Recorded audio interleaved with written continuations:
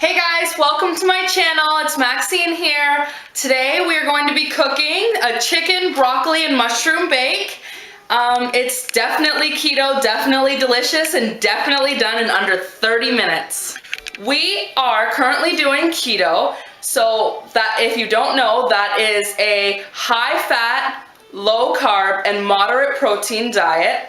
And we have so far in 2 months lost a total of 50 pounds together, and I am solely the one in the house cooking, so I figured why not videotape it all and share it with you guys so you guys can learn how to lose. Okay, so I just wanted to give you guys a shot of all of the things that will be going into this dish, minus maybe the salt and pepper or seasoning aspects. I always do that to my own specs and always, like, I just taste it and go with the flow, but you guys will definitely know the amounts and everything. I will put it all down in the description. If you have any questions, just leave a comment and I'll get right back to you.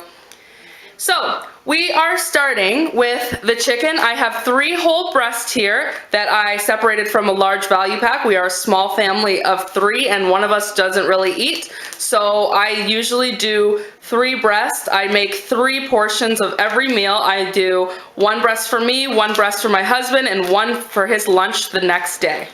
Next we have portobello mushrooms, which I will use a spoon and remove the gills and the stem. And I will dice those up so they're bite-sized pieces. I've got 2 broccoli crowns. I will be cutting those up into bite-sized pieces. I will be using garlic, onion, and also I just have extra asparagus in my fridge, so I decided that never is a bad thing to throw into any keto meal. They're so high in antioxidants. Any green vegetables are your best friends on this diet. Also, I have cream cheese and whipping cream. That's going to make this all creamy and marry together. Alright guys, so I have done all the prep work for the chicken and broccoli bake. I diced the chicken up into bite-sized pieces. I gilled the portobello mushrooms and then did a large dice on those. I broke the bitter part of the stem off of the asparagus and just cut those into bite-sized pieces. I cut them to about quarters. And then I just separated the broccolis with stems. I always leave the stems on. There's tons of nutrients, tons of flavor, and there's nothing wrong with them as long as you don't take it down to the woody part. And I just large diced the white onion. Before I do all the sauteing and start building the sauce and everything, I just wanted to note, just a pro tip, I don't like to use my wooden cutting boards when I do meat or chicken specifically. I only like to use 1 cutting board in my kitchen. I just like to keep this one strictly for chicken. I don't keep like one of the really big ones because I never cook that much chicken, but you can do whatever size you want. I just feel like the pores in the wood ones, they don't really get cleaned out enough when I clean it at home because obviously I'm not in a professional kitchen and don't have a sanitizing station. Guys, so we are now all done our mise en place. We have everything all ready to go. This should only take a couple minutes. It'll be super easy. It's super delicious. So worth the time. Okay, so we're gonna start with the chicken. You want your pan screaming hot. You always want color on your chicken. Nobody likes a white chicken breast, so you are going to add oil to the pan. Make sure that pan is really hot before you add the oil. So we're going to put about a teaspoon of olive oil in the bottom. Let it give that a minute. And then we're going to add the chicken breast. And let it get some color. Once again, you're going to season it.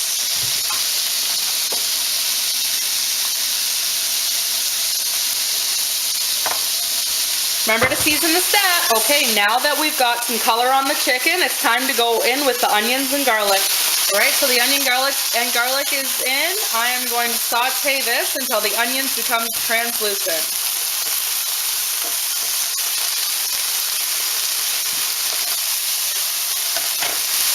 Okay, now that the onions and garlic aren't so fresh, I'm going to start adding in the mushrooms, the broccoli, and the asparagus. We're just gonna add everything in there and let that all heat through. You don't have to worry about the broccoli being hard when you put it in the oven because it's going to bake for about 10 minutes just to brown cheese, and that's going to continue cooking. It's even going to continue cooking throughout you taking it out of the oven just as it's still hot. So don't worry about how hard the broccoli is.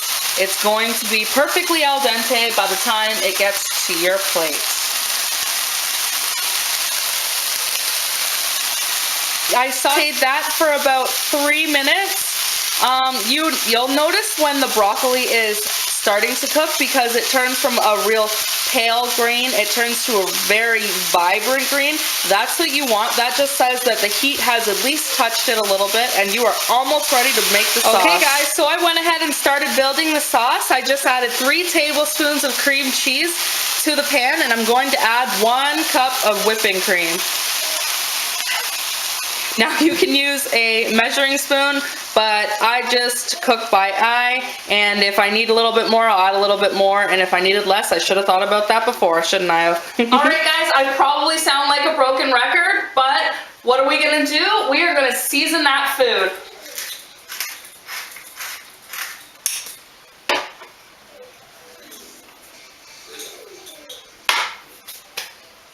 And then we're gonna give it a stir.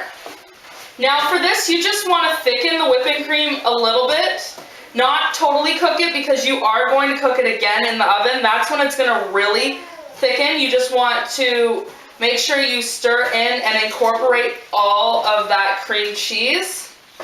That will give it a nice creamy sauce.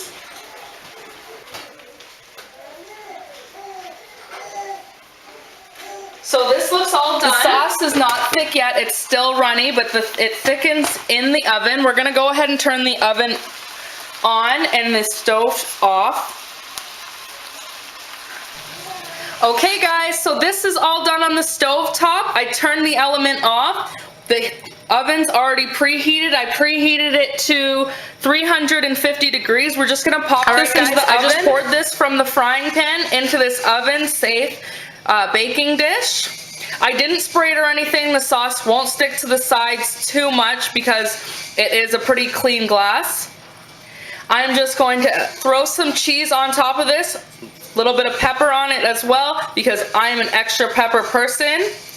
And we're gonna bake it and I'll show you what it looks like when it's done. So I added about half a cup of extra sharp white cheddar cheese to it, and I'm gonna throw it in the oven at 350 degrees for 10 minutes, and we will look at it when it's all bubbly and good. Guys, I just took this out of the oven after 10 minutes on 350 with the fan on, so I used my convection oven, and look how delicious this is. Look at the beautiful green color, the brown bubbly cheese.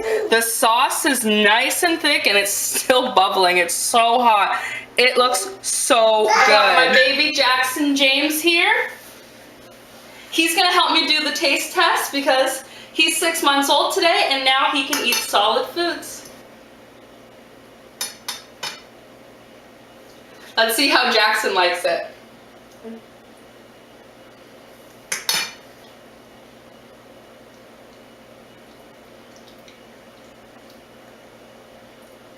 Looks like it got the stamp of approval. Is that good? Yeah, should Mama make it again? Now I'll try it.